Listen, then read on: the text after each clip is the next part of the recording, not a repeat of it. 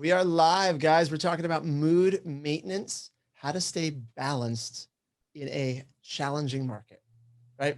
And I'm hesitant to even call it challenging. Let's just call it an interesting market. I just when we wrote this topic, I was using that word, but now I decided, you know what?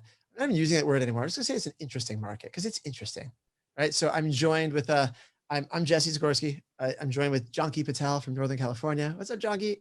What's up? How are you? I'm good. How are you? So her mood is up today. You can tell, right? We need we'll create mood rings. We'll talk about that too. That's because I did a webinar before with Jake and Sandra and someone and Chris Dyson, and now I'm doing one with you guys. So Nice. up and coffee. Got Let's do it. Let's do it. And we Jim Goodwin's here from Kansas City. What's up, Jim? What's up?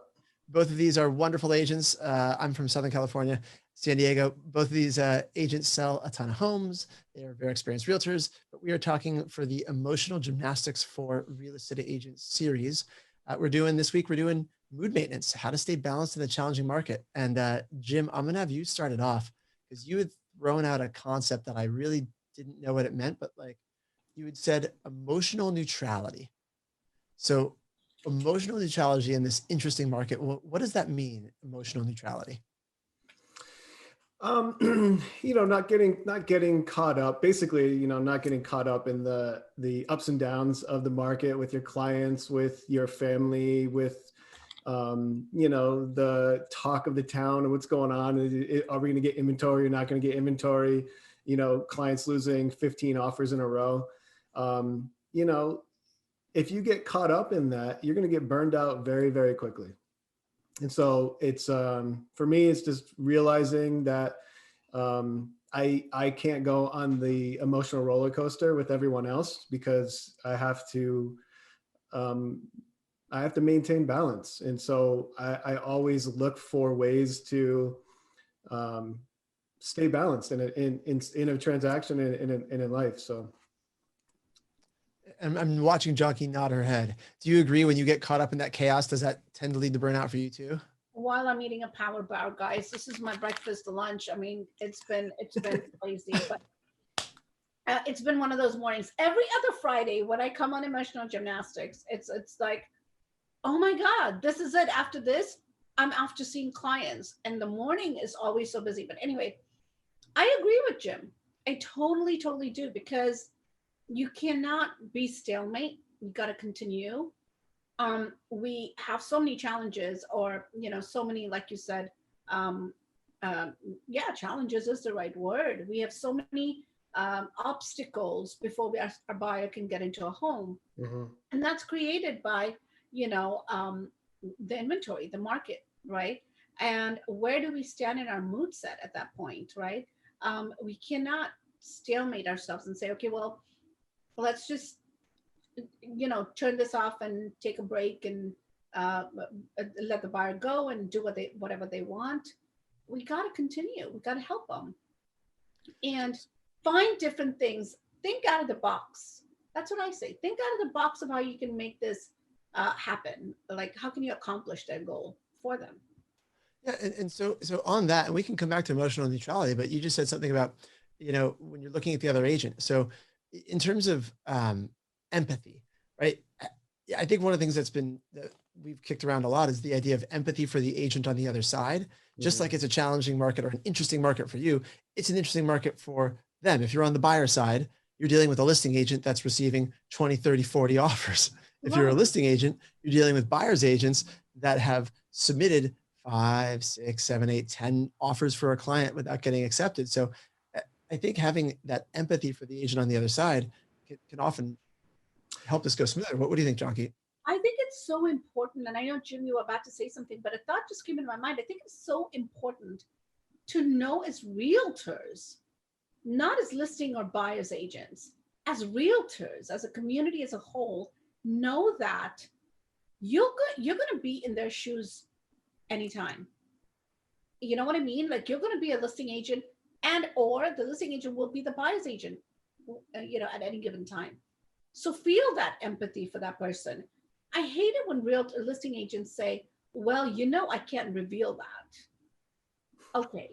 Is there a law that really says I cannot reveal the price? Is there? Why do you not want to help them? What is the reason? Is it, and you know, that's the thing. Do you have a chip on your shoulder as a listing agent? You know, let's think about this, Jesse, right? Jim, let's think about this. Is that, do we as realtors and or listing agents, do we have a chip on our shoulder to say, well, I can't tell you that, or I can't give away the price? Oh, do your best terms, best price. Give them a little bit more than that, is what I say. Feel the pain that they're going through. Well, but you can be empathetic without giving away more, because for some agents that may be a negotiation tactic, right? Or a strategy. So I'm okay. Like if I'm having empathy for them, I can understand where they're coming from and saying, I'm not going to share anything, right? Because it's just easier and cleaner to say that way. You're not being unfair, treating everyone the same. I'm just not going to say anything to anyone, but it can be delivered in a way where you're still sharing empathy for the agent on the other side. Exactly. Come from a point of where, listen, I can share this much with you. And that's exactly what I say, is that, okay, you know what I can and cannot share. However, I want to share this with you. I want to let you know this. That's how I say it, you know, because I don't know when I'll have a deal again with that person, you know, and I'm in that situation right now where they have the listing. 2 months ago, I had a listing, right?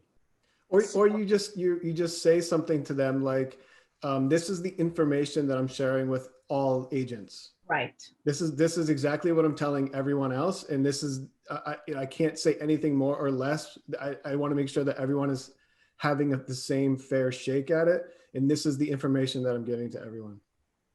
What I really have been doing lately, especially with all these offers that have coming in on listings, is taking the time to call the agents back after an offer has been accepted and explaining to them why they went with another offer. Tell me more. That's interesting.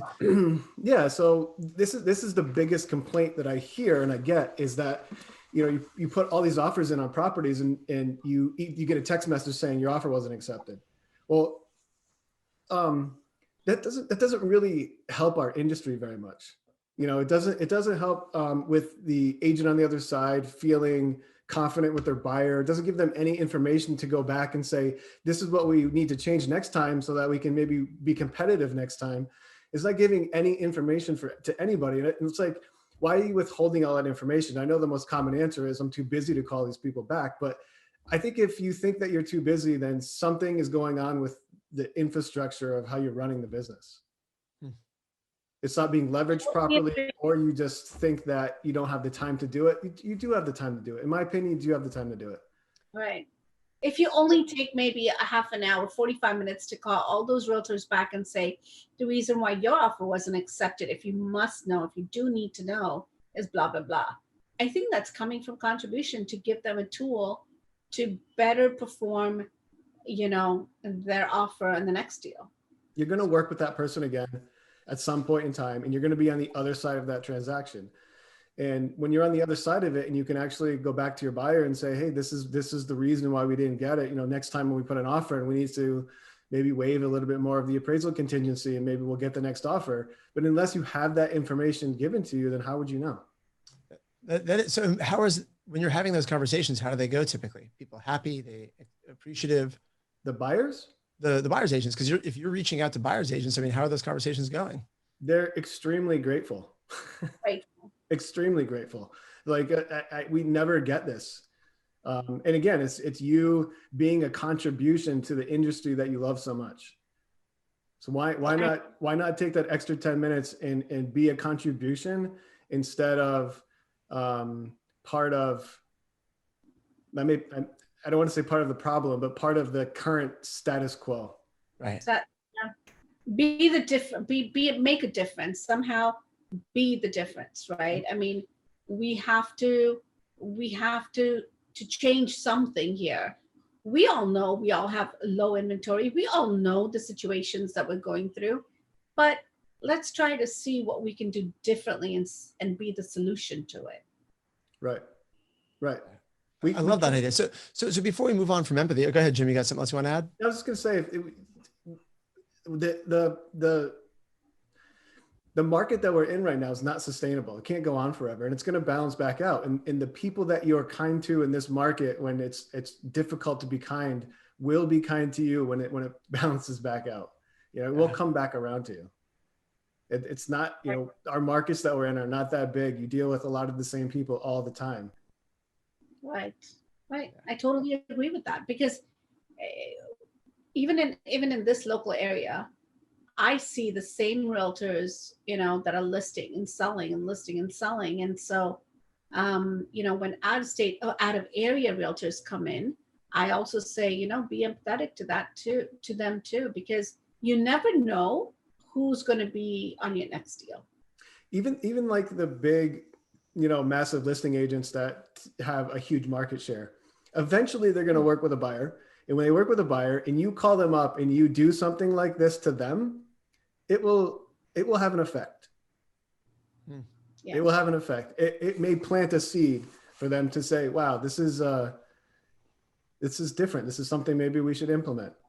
I'm not saying that, you know, mega agents have the time to do this, but train someone to do it. Have somebody in your office do it. Have someone on your team do it. Have somebody do it.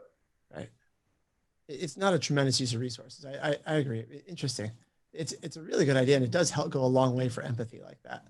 Mm-hmm. Interesting.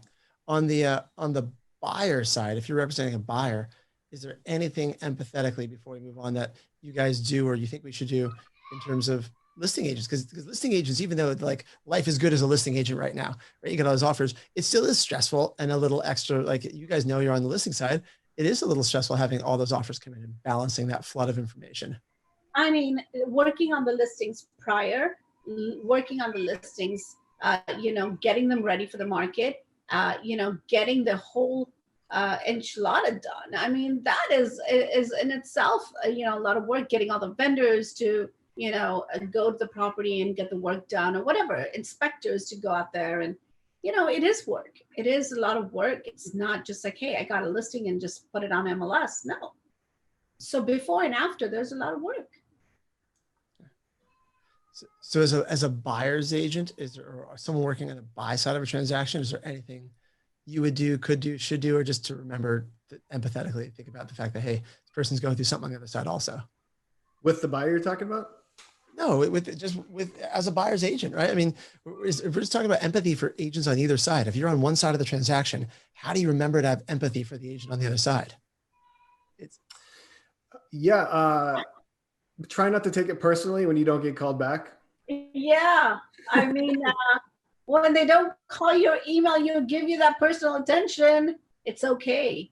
Yeah. It really is okay. You know, use the resources you have and continue dialing them, or also, send an email, a text message. You know, yeah. Use it as a tool to find a way for people to get to return your call. You know, yeah. Use it as a training tool to say, what else can I do? I know there's something else that I can do to get people to call me back. What is it? Right. But I think what you guys mentioned, though, I just love, because we spent 5 minutes talking about how it's really wonderful that Jim, as a listing agent, you do call the agents back. But then on the buyer side, if you don't get a call back, that's okay too, right? Because this is what I see, especially just reading like in LabCoatAgents community, in the message boards, talking to other agents in my community, talking to agents on a regular basis. It's this cycle of frustration that like you just start focusing on the negative. And I'm not saying that you're going to stop yourself from doing it, but when I catch myself doing that, that's what I want to pivot out of. Okay, you know what? They're doing the best they can with what they got. And that helps me focus on something different than just judging them for not calling me back. Yeah, if I am constantly upset at listing agents for not returning my calls, when I get a listing, what do you think the first thing I'm going to do is? I'm not going to return any phone calls, because I'm holding that against everyone. And if they're not going to call me, I'm not going to call them. But is that the kind of community we want to continue building out? I mean, see, that's as professionals and as customer service based industry, do we want to continue that kind of trend? Yeah. If you're a trendsetter, you want to do something differently, right? And that's what granular with it. Like, we forget that's doing business that way is not necessarily the best thing for the people we're representing. We're not buying and selling. We're representing a party that, you know, has an interest, and they're paying us to do the right thing. And, Exactly. you know, I think we forget that sometimes. So let's change gears slightly here, because I have a note written down that I'm trying to remember, Jim, where you were going with this, because this is fun though. So we were talking about challenges in this market, and Janki, you'll like this one. Jim said there's the shrapnel of COVID in this market. You remember saying that, Jim, the shrapnel of COVID? Like, what did you mean when you talk about in terms of challenges in our market right now? What is the shrapnel of COVID? Let me try to place back what I was talking about when I said that. I think that I was talking about the fact that the inventory that we have now is the leftover of last year when people were so afraid to put their house on the market. We had a bunch of inventory at the time, and, you know, everyone was afraid to do anything. So we ran through all of our inventory, and now what we're seeing now is kind of the shrapnel of the COVID pandemic that just took this long for it to actually take place. Yeah, interesting. I think also when you said, I don't know if this is what you intended, but what it made me think of is just the changes in consumer behavior that are still lingering from COVID, right? So when you have when you have meetings now, so some states are opening where we don't need masks. Some states still have masks. Some people wear masks, some people don't. It's this, and I'm not positioning one side or the other here. I'm not promoting one side or the other. It's this lingering thing in terms of an emotional level and the way you engage with your client that still has left an imprint on the way any face-to-face business is done for a long time. Yeah. I mean, it really has changed the way we do business. I was never on Zooms. What is Zoom? You know, before COVID started, it's like, what is Zoom, right? And now I'm all day, every day on Zoom. Instead of doing face-to-face meets and greets with my buyers or my sellers, we Zoom it out, right? And then I go to the property, and of course with a mask. That's how it was last year, and it was a new thing. And I believe and I think that this trend is going to continue because that has added some more flexibility in our schedules, right? Instead of running around appointment after appointment after appointment. Yeah, as a buyer's agent, it's different. But as a listing agent, you know, talking and communicating with your clients right here on Zoom, that's made a huge difference in our business, right? And that has changed the mood, that has changed the mindset, that has changed business as we did before. So yeah, it does change a lot of things. All right. So with some of these challenges, what do you guys do to distract yourself? Because I'm a big believer of, like, you gotta have a pattern interrupt in your own head, right? Those of you guys watching this, if you want to type in what you do to distract yourself, type it in the chat box. I'd love to know. But if you find yourself getting into this cycle of frustration, which is natural, it's okay that you're feeling that. How do you distract yourself? What do you do to stop that cycle? Two Jake things. says video games. I love that, Jake, because that's what my son does, video games. He'll just distract himself real quickly. Two things is what I do is read a good book. Just take my mind off of real estate, read a book or watch a show really quickly. Just take my mind off it. Or meditate. Calm myself down, calm my inside head down, and think of something different, or even run away to the beach. I love it. Yeah. I love them. Well, and Jim, what about you? What do you do to distract yourself? Right now, WandaVision. That's so good. I started that and then I got bored. Really? I did. You kind of have to be a comic book geek to like get into it, because it's so like in the weeds.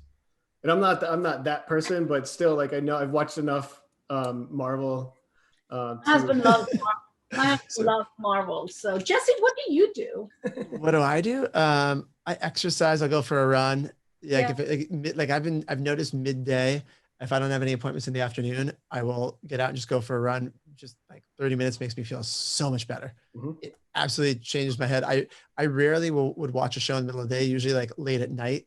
If my wife is watching something, I'll pop it on, and that is a good like passive, but I'm more into the active relaxation side. So the moving my body, meditation. I don't meditate as much midday like you do. I'm more early morning. But midday, what I do is I actually go for a walk, a midday walk. Like I'll do a morning walk with my husband and a midday, mid-morning, mid-afternoon walk with him. That is so peaceful. Mhm. Well, I don't know if you follow this, but there's a lot of, without getting too physiological on the Eastern schools of thought, but there's a reset period in the afternoon, evening when you transition from your work until your play, where you want to recreate and reestablish that brain body connection. It's really important. And if you follow that natural cycle, whether it's a challenging market or you're happy, it still helps. I think that's It helps. It really does help. It just relaxes the mind completely. Yeah. Yeah. I'll wrestle with my 5-year-old. Ah, Like I'll purposely go and be like, hey, you want to wrestle? Like, cause he loves like getting like physical like that. So as I'm transitioning from work, that definitely helps clear me. yeah. Yeah, I do that too. Wrestle with your 5-year-old. I have 21-year-old. I have a 22-year-old and a 25-year-old. So no wrestling there. No wrestling. You have a golden that my son will wrestle with, and I'll just watch him and get annoyed. Like, what the heck are you guys doing? Yeah, totally. All right. Well, if you think of other things for distraction, we had Kathy typed in the box that she gets outside and does easy gardening. I love it. That being outdoors really helps, right? Walk around the neighborhood, talk with the neighbors. I mean, and you are probably prospecting while you do that too, without even trying, but there you go. But just the gardening and getting outside. I think there's something about if you sit inside all day, like a lot of us do these days, like real estate used to be a lot more outdoor profession. Growers, yeah. I mean, if you're out showing properties, I suppose it still is, but I spend a lot more time indoors these days than I used to. Do you guys also? Yeah. Yep. Yeah. That's why like one thing that I do is I get up and just go outside, even just being in the sun for 10 minutes, just feeling the sun and getting recharged that way. It feels good. Right. Oh yeah. Just a fresh air, Yeah, fresh air in the sun. We do the mid-morning walks and a total of two miles, easily 2 to 3 miles a day. Just go out there mid-morning, mid-afternoon, and mid-evening, right after dinner. It just clears the headspace, and you see other people, you see other dogs walking around, and it's a different feeling, Yeah. Go ahead, Jim. One other thing I've been experimenting with over the past couple of weeks is setting an alarm every hour. And so the first 5 minutes of every hour, I do a 5-minute exercise routine. Ooh. Yeah. So it's just like 20 push-ups, 20 jumping jacks, 20 lunges, 20 burpees. Oh wow. And then just stop. It's just 5 minutes is all it takes. Wow. And have you been doing it consistently? Yeah. Have you noticed a difference? Yeah, it's great. Yeah, we're not supposed to be sitting as human beings. We're supposed to be sitting all day. So like, if you can stand up at your desk, you have a stand-up desk, that's great. I know a lot of people are doing like treadmill desks now. Yeah. That's cool too. Just anything that you can do for, to get yourself up and getting blood flow going throughout the day is very helpful. And my iPhone will remind me it's time to get up. It'll start beeping. So. But do you listen to it when it does? I do. Okay. I do listen to it because I'm very conscious of it. The reason why I am is if I sit too long, I have a sciatic nerve pain. I have to stretch, I have to continuously stretch. So if I sit too long, that pain is unbearable. Got it. One thing I've done, if it's not too windy in the area where you guys are, I've started being really conscious of if something needs to be a Zoom call or can just be a phone call. Right. And at first during COVID, I loved Zoom. I wanted everything to be Zoom. And now I'm to the point where it's like a luxury to just have a phone call and not have to be on camera. And so if something just needs to be a phone call, I don't need to be in front of a computer. I'll make it a phone call and I'll go walk around my office. Like I have a little hill that goes up. It's like a, 4-minute loop. And I will just I pace normally when I'm on the phone anyway. So that's been really good for me to change that focus, to look for opportunities to shift away from, this doesn't need to be a Zoom. Just make a phone call. Like I just did a Zoom before this where the person was like, it was just me and one other person. And because when you book on my calendar, it just gives you a Zoom, and he was driving in his car to go meet a client. He had like a last minute showing pop up. I'm like, dude, we can just do a phone call. And he's like, no, we can Zoom. But it was so interesting to watch because we were, I get caught in that habit also. Mm-hmm. If there's people that are like either injured or can't get outside for whatever reason, it's bad, it's a gloomy day, there's other things that you can do to exhilarate yourself, like find an old friend in your phone that you haven't talked to in like a year or two, and pick up the phone and send a video text message. Hey, just was thinking about you popped into my mind. Like when you reach out and, start to do things for other people, it lights you up inside. It's kind of how we're wired. So like, do something for somebody, do something nice for somebody without expecting anything in return. You'll get immediately energized. I love that. All the time. Anytime anytime I do it, and like Jesse was saying, when I have phone calls, I'm pacing around, right? I'm moving. I can't stand still. I can't sit still. Even on my day off, what is that actually? Sometimes when I do take some time off, it's like I'm always doing something or the other. And so, when you do something for yourself, but then you do more for others, it's just, I don't know, it's a different feeling that evokes inside of you, right? Yeah, absolutely. I love that. But I love that the do something nice for someone else without expecting anything in return. Is that what you said, Jim? Yeah.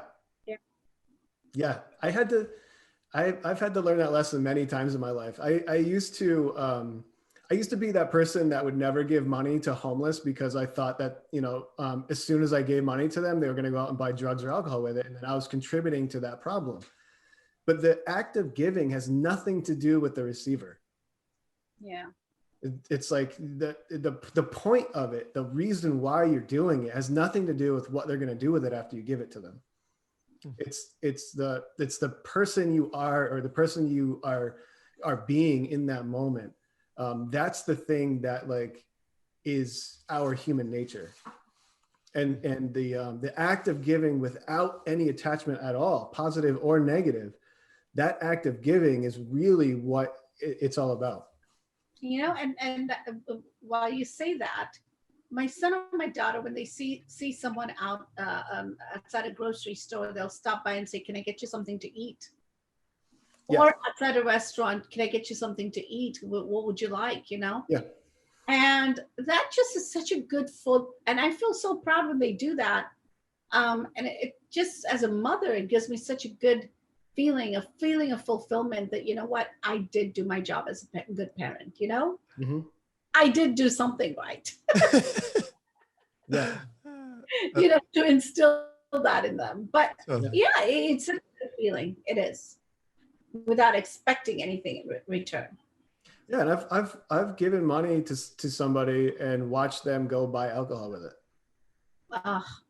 We did too, a bottle of, yeah, and but I can't let that affect my decision to be a compassionate human being. I have no control over what happens to, as soon as like money is energy, and as soon as that energy leaves my hand, I have zero control of what happens to that. But if I keep it, then I stop the flow. So that's a way to look at it. Mm-hmm. If you keep it, you stop the flow. Right. Wow. Pretty interesting. Now deep. I love it. What? That's a whole. No, my brain's just going like, oh, I like it. This is deep. We're getting deep on a Friday afternoon. All right, I'm gonna bring us back then for a minute, because well, on a future topic we should talk about money as energy. That's an interesting one, and about money flowing to you, flowing away, stopping the flow, keeping. I like that. Remind me, Jim. That's a good topic for another week. I love that topic because that is definitely something that I want to talk about as well. Yeah, hopefully that's something that people want to hear. Why not? I would love to, hear something like that, because, again, it is about the universe and what is it that you're feeling, what is it that you're thinking, and how you are acting. Mm-hmm. All aligns together to actually have the result of what you want in life. Think about that. It's the secret, right? Oh, it totally is. That's totally, no, I love it. All right. Let's wrap up on mood mates. We got about 10 minutes left. I'll make sure if there's anything else you guys wanted to talk about, we were going to talk a little bit about balance, which is a really polarizing word. Some people love it. Some people are like, nope. So I see Janki shaking her head, and Jim, I think you might have had a definition. Like, how do you define balance? I think we touched on it a little bit earlier. For me, balance is just about not being caught up in the situation that's happening, and to be neutral as possible in every situation, in every scenario. So, that also relates to like being balanced yourself in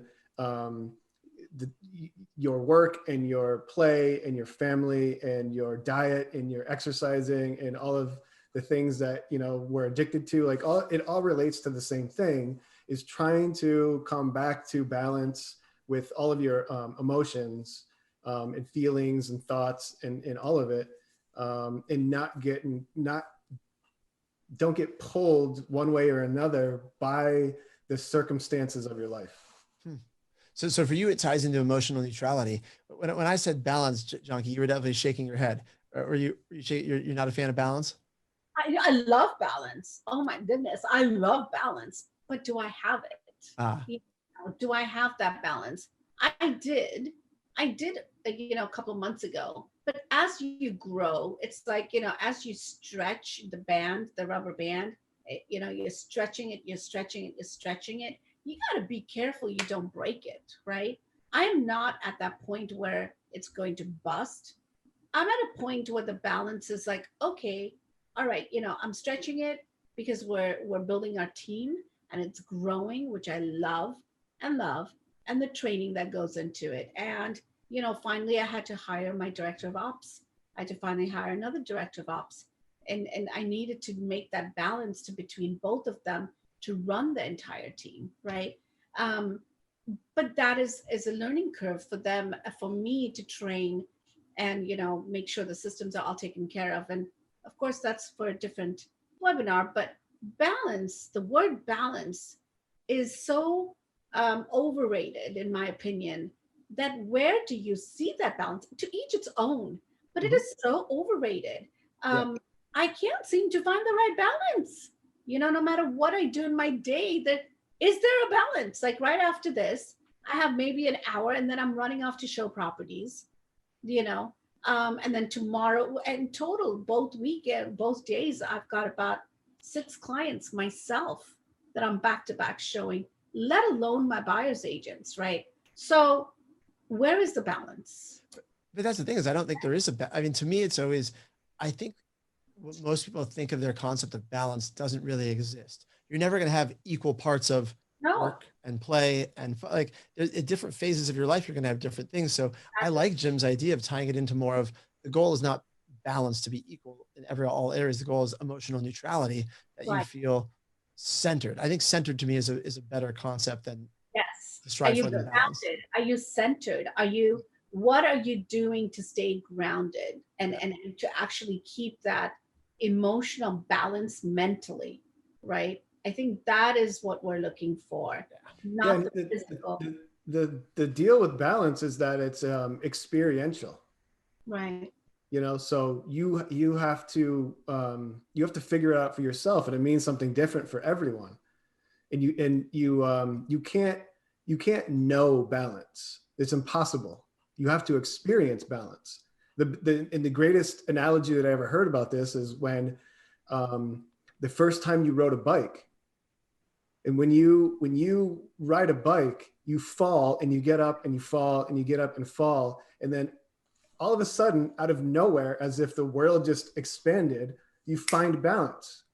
And you're like, oh, this is balance. But try describing and explaining balance to somebody. Mm-hmm. It's impossible. It's impossible. It's impossible until you know it for yourself. So Janki, the point is to continue the growth process and experiencing what that means for you. And that's the important part. Right. And all along, I feel that I'm not balanced, but yet I am grounded because I am doing my meditation, and I am grounded because I go for my walks.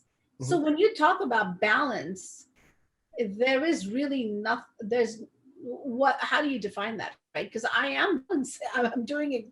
I feel like I am, Yeah. but yet there's something in my mind, because there's something that says, well, you're not taking a day off, or you're not, but I'm doing it every day. So it doesn't feel overwhelming, right? Mhm.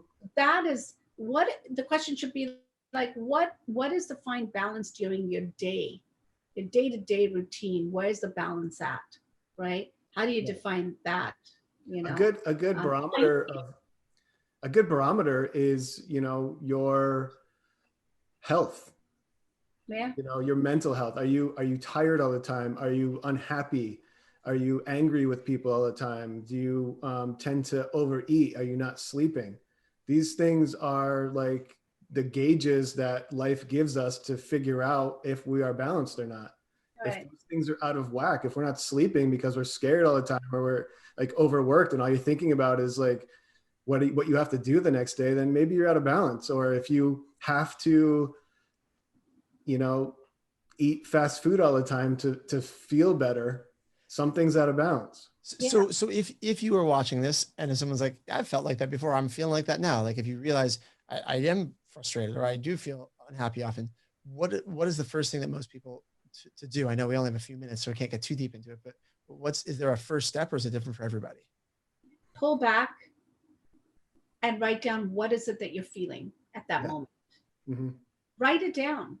And then the next step is to try and see, how can you tackle it? What is something you will enjoy to enjoy doing to tackle that one particular issue that you have going? Going back to Jim, what he said earlier, I agree with him to where I have never felt more healthier, more stronger mentally and emotionally. I've never felt this. Although I am, the team is building, there's a level of calmness inside of me, which is very strange for me. Very strange for me. As I'm growing up, I'm calming. It's strange. I don't know. I love it. I love it. All right. So I got one more thing that I want to throw out there. It's kind of fun that we were joking around with, but still tie in. So as you're growing, you're calming. So if you had a mood ring on, Janki, right? If we made mood rings for real estate agents, Oh, and you could put it on your client to put it on you. So as you're calming, your mood ring's turning, I don't know, maybe blue color. yeah. But we were just joking around, like, is there a way that obviously they don't exist in real life? You don't wear a mood ring, but if your clients were to see yours, so does it make sense to try to code your clients to communicate to your clients how you're feeling? Do you always need to keep on a brave face with clients? How do you guys handle that in terms of, if there were mood rings for real estate? The first word that came to my mind when you said that, positive. That's the word that came to mind when you said that. What the mood ring? The mood is being positive. It is not easy, right? You have to train your mind to stay positive constantly, but it is like exercising a muscle in your brain, and you continue to exercise it. We say affirmations, we say daily gratitudes. Do those things instead of complaining. Maybe replace that with the thought of positive feeling, or with the thought of affirmations. I love it. You can tell me if you agree, Jim or Janki. I've always been told, and this is what I live by, that even if you're frustrated, before I go talk to a client, I'm going to shift that, and I want to come to a place of positivity for that client. They're looking to us to be that rock and that beacon of like, there is hope. So even if you're frustrated, you can vent to someone else, you can talk internally, but I shift it before I go talk to a client. Are you guys the same? Oh yeah, 100%. You have to be. That's part of like not going on the emotional roller coaster with them. 100%. 100%. And I think where I come along with that is that, what do I need to do now? My drive from home to the next property that I'm going to go show in about an hour is going to be all about, what is it that'll get me in the rhythm, right? Is it music? What kind of music, and what is it that I want to listen to? I have my songs. I have my list, that I play when I go on listing appointments, that I go and play on my showing appointments, and that'll just jazz me up and sing, all right, showtime, let's go, I like it. I keep that going.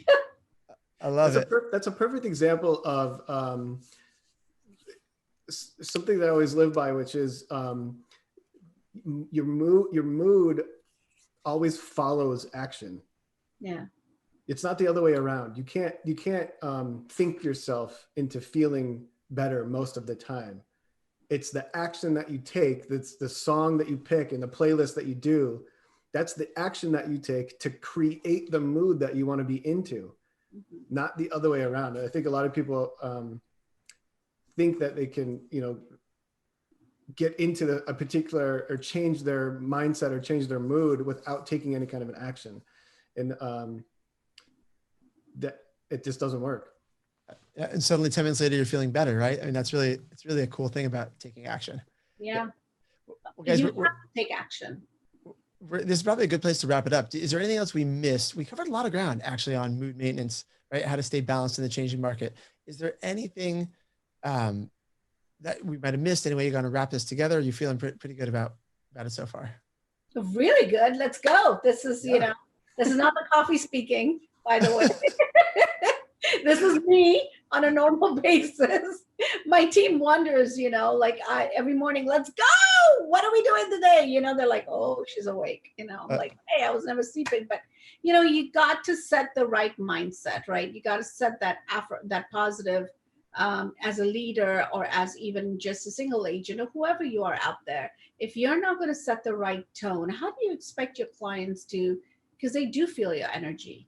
Right? We're humans. We feel each other's energy. We feed off of each other, right? So you are responsible for setting that tonality to, at the end of the day, making their goals happen. I love it. Janki, Jim, this is fun. And it looks like in 2 weeks, we're going to get deep and we're going to go all Eastern thought on money is energy, right?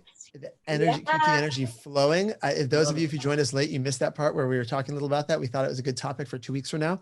So if you like that idea, you can drop it in the chat. We can come up with all sorts of different schools of thought around money being energy. And what do you do? What do you do to get that energy flowing?